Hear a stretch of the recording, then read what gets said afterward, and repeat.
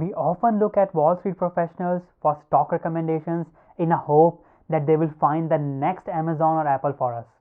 And as the number of institutional investors recommending a stock increases, we think that the company is doing really well and will keep doing even better in future. But I hate to break it to you, this is not always the case. In this video, I will walk you through the problems or issues institutional investors and professionals at Wall Street face and how we can use it to our advantage. Not only that, at the end of this video, I will share with you a company whose product is attracting a lot of attention and recent sell-off has made it attractive enough to be mentioned here. So make sure to watch this video till the end. Hi everyone, I am Ankit from Master Investment, where we seek to be better investors than before. Like any other employed person, the fund managers or Wall Street experts are employed and they want to keep their jobs. And as in any other workplace, if you follow some old successful rules and fail, you can be sure that no one will blame you and will definitely not fire you. However, if you try something new or unknown and in case it goes south, chances of you sitting home the next day are really high. Similarly, at Wall Street, if a fund manager loses his client's money by betting on Apple or Amazon, no one is gonna blame him. They will instead say what's going wrong with Apple.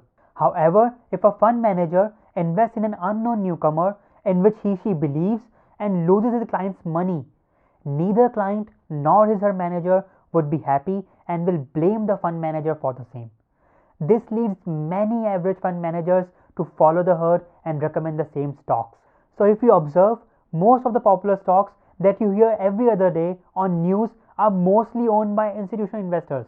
And to be clear, by mostly I mean more than 70%.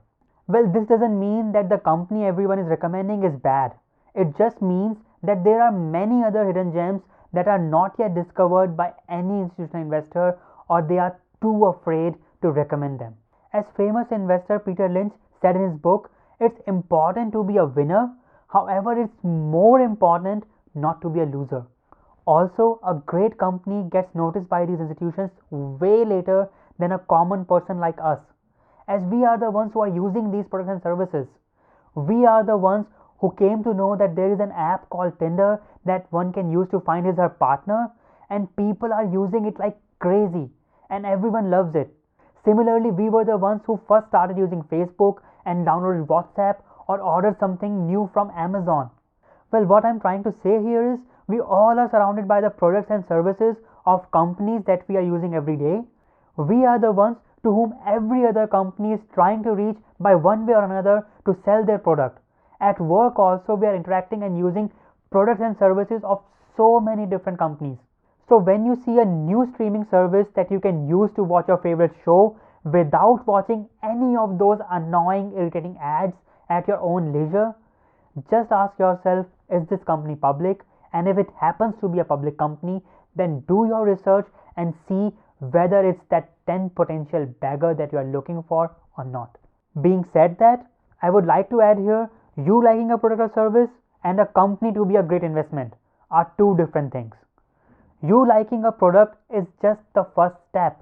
You have to do your research before you invest or give your hard-earned money to that company. So to conclude, as a consumer, you are the one who will get to know about a great company way before it attracts any institutional investor's attention. And once it gets their attention, institutions will put in millions of dollars into that company, which will only push the price higher until it reaches a point where its market price and earnings does not make any sense, which we can see nowadays quite often. People says history repeats. However, at Wall Street, everyone says that past performance is not an indicator of future results. Well, it's kinda true. However, as human beings, we make the same mistakes again and again throughout our history. You don't have to check or take any history lessons here. Just observe yourself.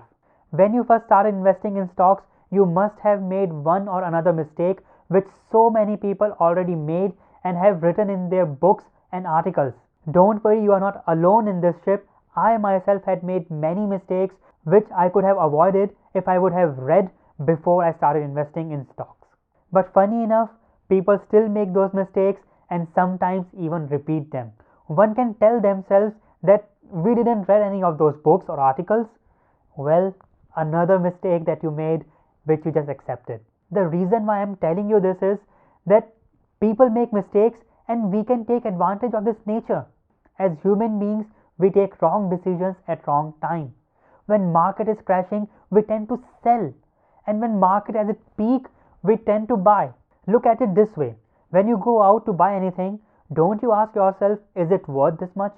If you go to a small shady coffee shop, will you pay $500 for a coffee? Similarly, we have to ask ourselves, is this company worth the price tag?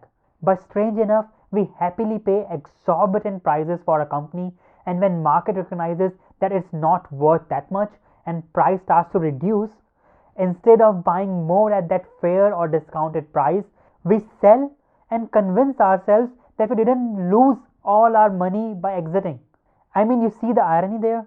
And trust me, this happens to many people all the time, and to be honest, I am one of them. Which is why great investor Benjamin Graham once said, an investor will perform way better if he or she does not have access to the market price of his or her holdings. The reason why I am telling you this is we should take advantage of this human behavior, so when market crashes, one should celebrate and buy more because it's a discount season. I mean, the only reason you go and stand in line outside an Apple store at Thanksgiving is because the same awesome product that you fell in love with is now available at 50% discount. You are excited and you want to take advantage of this opportunity, which is actually smart. Why don't you do the same with the stocks of your favorite company? So let's make a resolution here. Let's say if Apple is your favorite company and if you save some money by buying your Apple products at a discount, then you will invest that saved money by buying Apple stocks. You can make such small resolutions with different things and set some goals for yourselves and keep some money aside and invest it and forget it. So to conclude, if Mr. Market says your favorite company is available at half the price it was yesterday, then you should celebrate and buy as much as you can instead of selling what you already own. Now I know you want to ask, hey Ankit, but what's the problem with the funds or institutions here? Well, funds or institutions have millions of customers whose behavior is similar to what we just discussed. So once the market starts to crash, customers of these funds want to get out of the market, because of which these funds have to sell the stocks even if they don't want to. However, this restriction does not apply to us. We can hold our favorite investments throughout the bear market or discount season, and moreover add to our existing positions.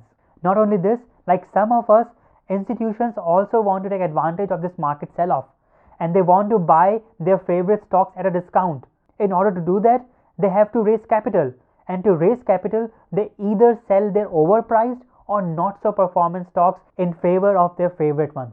But the life of institutional investors is not so easy. The next problem they face is restrictions on what type of stocks they can invest in. Sometimes they are told to not to invest in sector X irrespective of how good that sector looks. Not only that, they are even told not to invest in a particular month. There are superstitions everywhere and they exist on Wall Street also. If these restrictions were not enough, then comes the SEC, which restricts funds to own a single company that accounts for more than 5% of the entire portfolio.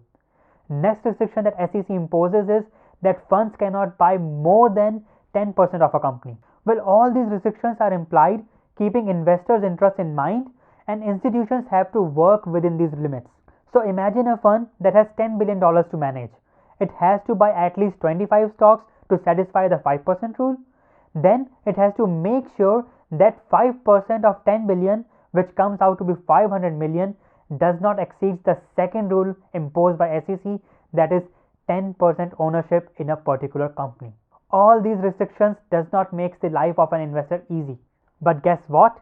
None of these restrictions applies to us, so we can own as less as one stock, and if we have enough money, which I hope we will one day, we can own more than 10% of a company. So to conclude, do not just follow an institutional investor or Wall Street professional.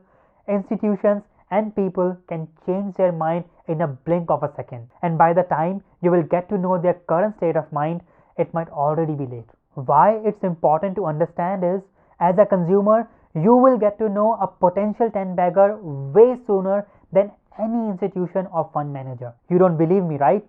So just to give you an example, if you are a game developer or love to play games online, you might have heard the name Skills.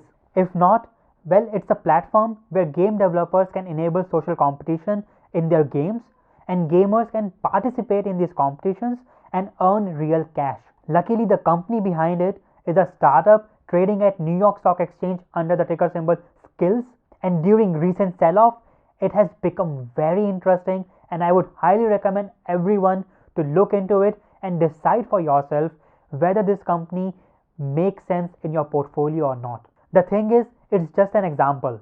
We all are surrounded by amazing companies that are producing amazing products or offering amazing services that we are using or interacting with in our daily lives. So just be observant of your surroundings, and you never know that you might be the one who will identify a potential 10 bagger way sooner than any institutional investor. To conclude this video, I will emphasize one more time, no one, I mean no one can predict future, and history has proved it again and again. In short term, stock market will go up and down.